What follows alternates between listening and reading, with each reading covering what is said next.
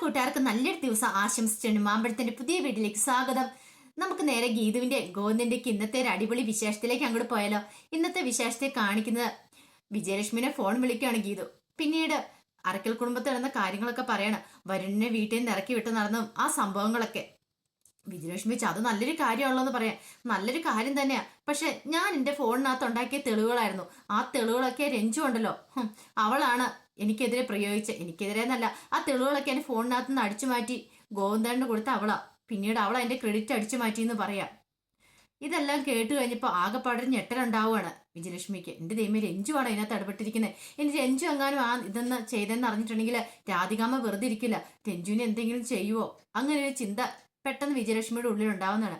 വിജയലക്ഷ്മി വേഗം നിനക്ക് ദൈവമേ, അങ്ങനെ താൻ ചിന്തിച്ചുകൂടാ. ഗീത തന്റെ മരുമോളാ. അപ്പൊ അവളുടെ ജീവനും ഭീഷണിയുണ്ട്. അപ്പൊ അവളെക്കുറിച്ച് ചിന്തിക്കാതെ താൻ തന്റെ മോളെക്കുറിച്ച് മാത്രമേ ചിന്തിച്ചേ. അത് തെറ്റാണോ എന്നൊരു ചിന്ത വിജയലക്ഷ്മിയുടെ ഉള്ളിൽ ഉണ്ടാവുകയാണ്. പിന്നീട് വിജയലക്ഷ്മി പിന്നീട് എന്താ സംഭവിച്ചേ, എന്ത് സംഭവിക്കാനാ, ഇവിടുന്ന് അടിച്ചിറക്കി വിട്ട് രാധികാമ്മ തന്നെ. പക്ഷെ രാധികാമ്മ അതിന്റെ പിന്നിൽ എന്തൊക്കെയോ ഒരു ഗൂഢലക്ഷ്യങ്ങൾ ഗൂഢതന്ത്രങ്ങൾ കണ്ടിട്ടുണ്ട്. അതാണ് വരുണിനെ ഇവിടുന്ന് അടിച്ചിറക്കിയേക്കുന്നത്.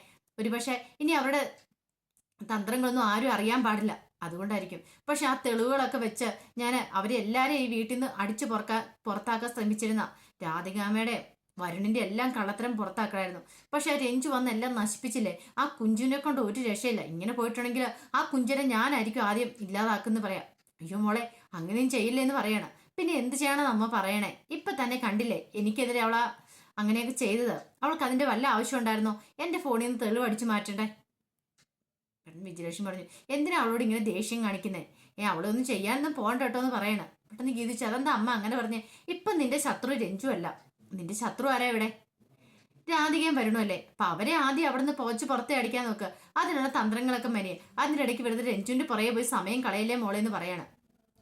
ഓ ശരി ശരി, അന്ന് അങ്ങനെ ആയിക്കോട്ടെ എന്ന് പറഞ്ഞിട്ട് നേരെ ഫോൺ അങ്ങോട്ട് കട്ട് ചെയ്യണം. വിജയലക്ഷ്മിക്ക് പിന്നെ ഒരു സമാധാനം ഇല്ലായിരുന്നു. രഞ്ജു എന്തൊക്കെയാ അവിടെ കാണിച്ചു കൂട്ടുന്നത്. ഇങ്ങനെ പോയിട്ടുണ്ടെങ്കിൽ അധികം വൈകാതെ തന്നെ രാധിക സത്യങ്ങളൊക്കെ തിരിച്ചറിയും. അങ്ങനെ അറിഞ്ഞിട്ടുണ്ടെങ്കിൽ രഞ്ജുവിന് എന്ത് ചെയ്യാൻ മടിക്കില്ല. ഒരു സമാധാനക്കേടാണല്ലോ എന്ന് ഓർത്ത് നേരെ പൂജാമുറിലേക്ക് ചെല്ലുവാണ്. പൂജാമുറിലേക്ക് എന്നിട്ട് ഭഗവാന്റെ മുന്നിൽ നിന്ന് പ്രാർത്ഥിക്കുക. ഇനിയിപ്പോ രഞ്ജുവിനെ രക്ഷിക്കണമെങ്കിൽ ഒരേ ഒരു മാർഗ്ഗമുള്ളൂ, ഗോവിന്ദ് കനിയണം. ഗോവിന്ദ് തന്നെ വിശ്വസിക്കണം. താൻ പറയുന്ന കാര്യങ്ങളൊക്കെ വിശ്വസിച്ചാൽ മാത്രമേ ഇനിയിപ്പോ രഞ്ജുവിനെ ഗീതുവിനെ എല്ലാം രക്ഷിക്കാൻ പറ്റുള്ളൂ. അതിലെന്തെങ്കിലും ഒരു വഴി കാണിച്ചു തരണേ ഭഗവാൻ എന്നും പറഞ്ഞ് പ്രാർത്ഥിക്കുവാണ്. ഇതിപ്പം ആകെപ്പാടെ പുലിവാലായി. രഞ്ജുവിനെയും കൈവിടാൻ പറ്റില്ല, ഗീതുവിനെയും കൈവിടാൻ പറ്റില്ല. രണ്ടുപേരെ ഒരേപോലെ കൊണ്ടുപോകണം. പക്ഷെ സത്യങ്ങളൊന്നും അറിയാത്തടത്തോളം കാലം ഗീതു രഞ്ജുവിനെ വെല്ലുവിളിച്ചോണ്ടിരിക്കും. രണ്ടുപേരും കൂടെ അവിടെ കിടന്ന് വഴക്കുണ്ടാക്കിയിട്ടുണ്ടെങ്കിൽ അത് അതിനേക്കാൾ വലിയ പ്രശ്നവും. അതോർത്തൊരു അതൊക്കെ ഓർത്തിട്ട് വലിയ സമാധാനക്കേടായിരുന്നു വിജയലക്ഷ്മിക്ക്. പിന്നീട് പുറത്തു വന്നിങ്ങനെ ഓരോന്നൊക്കെ ആലോചിച്ചുകൊണ്ടിരിക്കുമായിരുന്നു ഗീതു. കഷ്ടമായി പോയി. ആ രഞ്ജു കാരണം മനുഷ്യന് സമാധാനക്കേടായി. എന്നാൽ അവൾക്ക് എന്തിനു സുഖമായിരുന്നു. തന്റെ ഫോണിൽ കിടന്ന വിവരങ്ങളൊക്കെ ചോർത്തി ഗോവിന്ദേട്ടനെ കാണിച്ചിരിക്കുന്നു. ഈ സമയത്ത് രഞ്ജു അങ്ങോട്ട് വരുവാണ്. അല്ല എന്താ പറ്റി? പ്ലാനുകളൊക്കെ പൊളിഞ്ഞു പോയാൽ സങ്കടത്തിൽ ഇരിക്കുമായിരിക്കും അല്ലേന്ന് ചോദിക്കുകയാണ്. എന്ത് പ്ലാനുകൾ പൊളിഞ്ഞു പോയി? അല്ല, എന്തൊക്കെയോ തെളിവുകൾ ഉണ്ടാക്കി ഫോണിലിട്ടിട്ട് അതൊക്കെ ഗോവിന്ദേട്ടനെ കൊണ്ട് വിശ്വസിപ്പിക്കാനായിട്ട് തന്ത്രപ്പാട് വിട്ടു. പക്ഷെ എന്ത് ചെയ്യാനാ, ഗോവിന്ദേട്ടൻ അതൊന്നും വിശ്വസിച്ചില്ല. സ്വന്തം കയ്യിലുള്ള തെളിവുകളാന്ന് പറഞ്ഞിട്ട് പോലും ഗോവിന്ദേട്ടൻ വിശ്വസിച്ചില്ല. അപ്പൊ അതിനർത്ഥം എന്താ? ഇതിന് അത്രയ്ക്ക് വിശ്വാസമുള്ളൂ. ഇനിയിപ്പം ഈ വീട്ടില് ഗീതു ആരോടും എന്ത് പറഞ്ഞാൽ അവരതൊന്നും വകുക്കുകയല്ല. ഗോവിന്ദേട്ടനോട് പോലും രാധികാമ്മനെ വരുണിനെ കുറിച്ച് പറഞ്ഞിട്ടുണ്ടെങ്കിൽ അവരൊക്കെ ഗീതു പറയുന്ന കള്ളത്തരം ഒന്ന് പറയുള്ളൂ എന്ന് പറയാം. അതെ, അതെനിക്കറിയാം. നീയാണല്ലോ എനിക്കിട്ട് പാര പണിതേക്കെന്ന് ചോദിക്കണം. ഞാനെന്ത് പാര പണിതെന്ന? ഗീതന് ഫോണിനകത്ത് ആ തെളിവ് കിടന്നാൽ ഗീതു അത് കാണിക്കുമെന്ന് ചോദിക്കണം. ഞാൻ കാണിച്ചാൽ ഇപ്പോഴല്ല, കുറച്ച് തെളിവും കൂടെ ഉണ്ടാക്കിയിട്ട് അവർ രണ്ടുപേരും ഇവിടുന്ന് അടിച്ചു പുറത്താക്കാനായിരുന്നു എന്റെ പ്ലാന്. പക്ഷെ നീ എല്ലാം തകർത്ത് കളഞ്ഞില്ലെന്ന് ചോദിക്കുകയാണ്. ഓ അങ്ങനെയാണ്. ഒരു കാര്യം ചെയ്യാം, നമുക്കുണ്ടോ കൂടെ ഒരുമിച്ച് മുന്നോട്ട് നീങ്ങാം. നീ തെളിവുകൾ ഉണ്ടാക്കിയോ. ഇനിയിപ്പൊ നീ പറഞ്ഞാൽ ഗോവിന്ദേട്ടൻ അനുസരിക്കില്ലെങ്കിൽ ഞാൻ പറഞ്ഞോളാം. ആ തെളിവുകളൊക്കെ ഞാൻ ഗോവിന്ദേട്ടനെ കാണിച്ചോളാം. പിന്നെന്താ കുഴപ്പം? അങ്ങനെ വരുമ്പോ നിന്റെ കാര്യങ്ങളൊക്കെ ഓക്കെ ആവില്ലെന്ന് ചോദിക്കണം. ഓഹോ, അപ്പൊ അങ്ങനെയാണ് പരിപാടി. ഞാൻ എന്തെങ്കിലും കാര്യം ചെയ്തിട്ട് അതിന്റെ ക്രെഡിറ്റ് നിനക്ക് തട്ടിയെടുക്കാല്ലേ? അതങ്ങോട്ട് മനസ്സിൽ വെച്ചാൽ മതി മോളെ. അതൊരിക്കലും നടക്കാൻ പോകുന്നില്ലെന്ന് രഞ്ജുവിനോട് ഗീത് പറയണം. ഒന്നെങ്കിൽ വേണ്ട, വേണ്ടെങ്കിൽ വേണ്ട. ഞാനേ കണ്ണേട്ടന്റെ ഭാര്യ അറിയാവോ? ആ ഭാര്യയെ ഞാൻ പറയുന്ന കണ്ണേട്ടൻ അനുസരിക്കണം. ഇല്ലെങ്കിൽ പറയുന്ന കേൾക്കാനുള്ള മനസ്സിലും കാണാം. അത് കാണുമല്ലേ ഞാൻ കാണിച്ചു തരാന്ന് പറയാം. നീ ഭാര്യയോ? കൊള്ളാലോ. അത് നിന്റെ വെറൊരു കോൺട്രാക്ട് മാരേജ് മാത്രമല്ലേ ചോദിക്കുകയാണ്. നിങ്ങൾ തമ്മിലുള്ള ഡിവോഴ്സ് കേസ് ഇപ്പൊ കോടതിയിൽ നടന്നുകൊണ്ടിരിക്കുമല്ലേന്ന്. ഗീത അത് ഒരിക്കലും പ്രതീക്ഷിച്ച കാര്യമല്ലായിരുന്നു. ഗീത ചോദിച്ചു, നിന്നോട് ആരാ ഇതൊക്കെ പറയണേ? ആരായിരിക്കും ഇത് പറഞ്ഞേ? ഗീത് പറഞ്ഞു ഇവിടെ എനിക്കും കണ്ണേട്ടനും അല്ലാതെ മറ്റാർക്കും ഇതിനെക്കുറിച്ച് സത്യങ്ങളൊന്നും അറിയത്തില്ല. ഓഹോ, അപ്പൊ കണ്ണേട്ടനാ നിന്നോട് പറഞ്ഞല്ലേ, വെച്ചിട്ടുണ്ട് ഞാൻ വെച്ച് തരാമെന്ന് മനസ്സിൽ പറഞ്ഞുകൊണ്ട് ഗീതു അകത്തേക്ക് പോകാൻ തുടങ്ങുവാണ്. ഗീതിനങ്ങോട്ട് വല്ലാത്ത ദേഷ്യമായിരുന്നു വന്നേ. താൻ ഗോവിന്ദേടൻ തമ്മിലുള്ള ആ ഒരു രഹസ്യ അജണ്ട അത് ഇവളോട് വിളിച്ചു പോകേണ്ട വല്ല ആവശ്യം ഉണ്ടായിരുന്നോ? അപ്പൊ എല്ലാ കാര്യങ്ങളും ഇവളോട് പറഞ്ഞിട്ടുണ്ട്. ഇവള് വെറും ഒരു ഫ്രണ്ട് മാത്രമല്ല. അങ്ങനെ കലി തുള്ളിയാണ് ഗീതു അകത്തേക്ക് കയറി ചെല്ലുന്നത്. അകത്ത് കയറി ചെല്ലുമ്പോൾ ഗോവിന്ദ് ഒരു കോൺട്രാക്ടിന്റെ ഒരു പ്ലാനൊക്കെ തയ്യാറായിക്കൊണ്ടിരിക്കുമായിരുന്നു. ഒരു വർക്കിന്റെ പ്ലാൻ തയ്യാറാക്കുന്ന ആ ഓടിച്ചെന്ന് ഗീതു ആ വർക്കിന്റെ പ്ലാനൊക്കെ അങ്ങോട്ട് വലിച്ചു കീറി കളയോ. എന്നിട്ട് ചോദിച്ചു, മനുഷ്യരുടെ സമാധാനം കളഞ്ഞിട്ട് ഇവിടെ ഒന്ന് ഓരോ ചെയ്തോണ്ടിരിക്കുകയല്ലേന്ന് ചോദിക്കുകയാണ്. നീ എന്താ ഗീതു പറയണേ? നിനക്ക് എന്ത് പറ്റി? നീ എന്തിനാ ഇപ്പൊ ഇങ്ങനെയൊക്കെ ചെയ്തതെന്ന് ചോദിക്കുകയാണ്. ഓഹോ, ഒന്നും അറിയത്തില്ലാതെ പോലെ എന്നിട്ട് നിൽക്കുന്ന കണ്ടില്ലേ? നിങ്ങൾക്ക് എന്തിന്റെ കേടായിരുന്നു മനുഷ്യാന്ന് ചോദിക്കുകയാണ്. എന്താ ഗീതു, എന്താന്ന് പ്രശ്നം എന്നാന്ന് പറ. അല്ല, നിങ്ങൾ എന്തിനാ കുഞ്ചുവിനോട് പറഞ്ഞേ നമ്മൾ രണ്ടും തമ്മിലൊരു കോൺട്രാക്ട് മാരേജ് ആണ്? അതിന് വല്ല ആവശ്യമുണ്ടോ? അതോ ഇപ്പം കേസ് കോടതി നടക്കുവാന്ന് അതുവരെ പറഞ്ഞിരിക്കുന്നു പറയാം. ഓഹോ, അപ്പൊ രഞ്ജുവിനോട് ഇത് പറഞ്ഞ് താനല്ല, ഇത് വിജയലക്ഷ്മി ആയിരിക്കും, അവരായിരിക്കും പറഞ്ഞിരിക്കുന്നത്. പക്ഷെ താനാന്ന് വിശ്വസിച്ച് എവിടെ വന്നോളും തുള്ളുന്നേ. അങ്ങനെ തന്നെ ഇരുന്നോട്ടെ, താനാന്ന്. അല്ലെങ്കിൽ വിജയലക്ഷ്മിയാ പറഞ്ഞെന്ന് അറിഞ്ഞിട്ടുണ്ടെങ്കിൽ അത് ആപ്പടെ പ്രശ്നമോ അവർ തമ്മിലുള്ള ബന്ധം എന്താന്ന് ഗീതു അന്വേഷിക്കും. അതൊരു കാരണവശാലും പാടില്ല. ഗോവെന്ന് പറഞ്ഞു, അതിനിപ്പോ എന്താ കുഴപ്പം? അത് പച്ചയായിട്ട് സത്യല്ലേ, ഞാൻ ആ കാര്യം പറഞ്ഞു, എന്താ പ്രശ്നം എന്നാന്ന് നിൽക്കുന്നു. ഓഹോ, ഒരു പ്രശ്നമില്ലല്ലേ, നിനക്ക് അതിന്റെ വല്ല ആവശ്യം ഉണ്ടായിരുന്നു? അതുകൊണ്ടല്ലേ ആ കുഞ്ചു എന്നെ വെല്ലുവിളിച്ചത്? ഞാൻ പറഞ്ഞ കണ്ണേടൻ ഒരു കാര്യം അനുസരിക്കില്ല. അവനെ കുറിച്ചുള്ള വരുണിനെ കുറിച്ചുള്ള തെളിവുകളൊക്കെ എന്റെ ഫോണിലുണ്ടായിട്ടും ഞാൻ കണ്ണേട്ടനെ കാണിക്കായിരുന്നു. ഞാൻ പറഞ്ഞ് വിശ്വസിക്കില്ലാത്തതുകൊണ്ടാ എന്തൊക്കെ പറഞ്ഞെന്നെ നാണം കെടുത്തിയെന്നറിയോ? ഇതെന്റെ വല്ല ആവശ്യം ഉണ്ടായിരുന്ന കണ്ണേട്ടാ? ചുമ്മാ ഞാൻ ഭാര്യയാന്നും പറഞ്ഞുകൊണ്ടിരിക്കുക, എനിക്ക് ആ പദവി മാത്രമുള്ള അല്ലേന്ന് ചോദിക്കുകയാണ്. അല്ല പിന്നെ അത് അങ്ങനെയല്ലേ, നമ്മൾ തമ്മിലുള്ള കോണ്ടാക്ടുമാരെ എജില്ലേന്ന് ചോദിക്കുകയാണത്.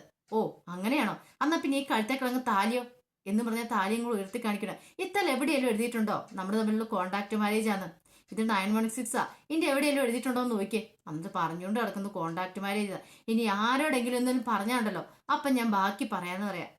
അത് നീ എന്തിനാ ഇത് ഇത്രമാത്രം കിടന്ന് ടെൻഷൻ അടിക്കണമെന്ന് ചോദിക്കുന്നത്. പിന്നെ ഞാൻ ടെൻഷൻ അടിക്കാതെ അവളുടെ മുമ്പ് ഞാൻ നാണം കിട്ടു പോയില്ലേ? ആ വരുണിനെ കുറിച്ചുള്ള തെളിവുകളൊക്കെ എൻ്റെ ഫോണിനകത്തുണ്ടായിരുന്നു. അത് അവൾ അടിച്ചു മാറ്റിക്കൊണ്ട് എല്ലാവരും കാണിക്കുകയൊക്കെ ചെയ്ത് പോരാത്തതിന് എന്നെ നാണം കെടുത്തുകയും ചെയ്തു. ഇപ്പൊ സമാധാനമല്ലെന്ന് പറയണം. ഗോവിന്ദന് മനസ്സിലായി ഇതൊരു നടക്കി പോകുന്ന ലക്ഷണം കാണുന്നില്ല. ഇവർ രണ്ടുപേരും ഇങ്ങനെ പോയിട്ടുണ്ടെങ്കിൽ കീരിയും പാവം പോലെ ആയിരിക്കും. അതൊരു കാരണവശാലും പാടില്ല. രണ്ടുപേരും ഒന്നിപ്പിച്ചാൽ മതിയാവുള്ളൂ. ഇപ്പൊ ഗീതുവിന് അറിയില്ല അതെന്റെ പെങ്ങളാന്നുള്ള കാര്യം. അത് അറിഞ്ഞു കഴിഞ്ഞിട്ടുണ്ടെങ്കിൽ ഒരു പക്ഷെ മയപ്പെടുമായിരിക്കും. പക്ഷെ അപ്പൊ വിജയലക്ഷ്മിനെ കുറിച്ചുള്ള സത്യങ്ങളൊക്കെ പുറത്താവും. അതൊരു കാരണവശാലും പാടില്ല. അപ്പൊ എന്താ ഒരു പോംവഴി, എന്തെങ്കിലും ഒരു പോംവഴി ഉണ്ടായാൻ പറ്റൂ. ഗീതു പെട്ടെന്ന് പറഞ്ഞു, അതെ കോൺട്രാക്ട് മാരേജ് ആണെന്നുള്ള കാര്യം നിങ്ങൾ എല്ലാവരോടും പറഞ്ഞു. പക്ഷെ നമ്മൾ തമ്മിലൊരു കരാറുണ്ടായിരുന്നു, ഈ കാര്യം ആരോടും പറയരുന്ന്.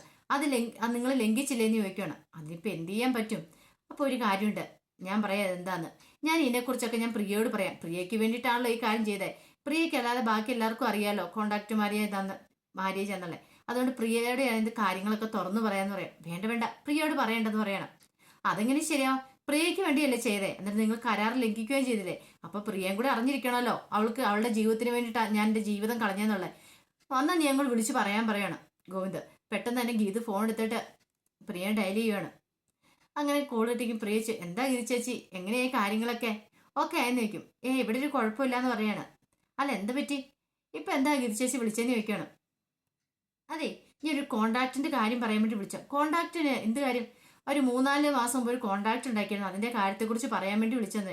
ആ പറഞ്ഞു ചേച്ചി, എന്താന്ന് വെച്ചാൽ പറഞ്ഞോളാൻ പറയണേ. എന്നെ കൊണ്ട് സഹായിക്കാൻ പറ്റുന്നതാണെങ്കിൽ ഞാൻ എന്ത് സഹായം വേണം ചെയ്തു തരാമെന്ന് പറയാം.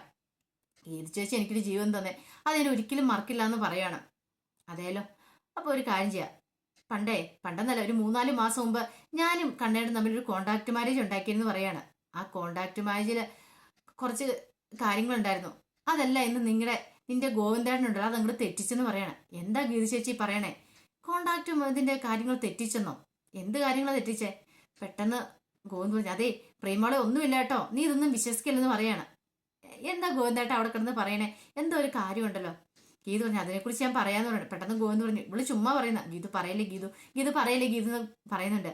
ഇത് ഫോണിൽ കൂടെ പ്രിയ കേട്ടു. അപ്പൊ എന്തോ വലിയൊരു കാര്യമുണ്ട്. അതുകൊണ്ടാണ് ഗോവിന്ദേട്ടൻ ഗീത ചേച്ചിയുടെ കാല് പിടിക്കുന്ന പറയില്ലെന്നും പറഞ്ഞുകൊണ്ട്. അവസാനം ഗീതു പറഞ്ഞു, അതെ പറയില്ല, പക്ഷെ ഞാൻ പറയുന്ന കാര്യം അനുസരിക്കുവാണെങ്കിൽ പറയില്ല എന്ന് പറയും. ശരി പറയത്തില്ല.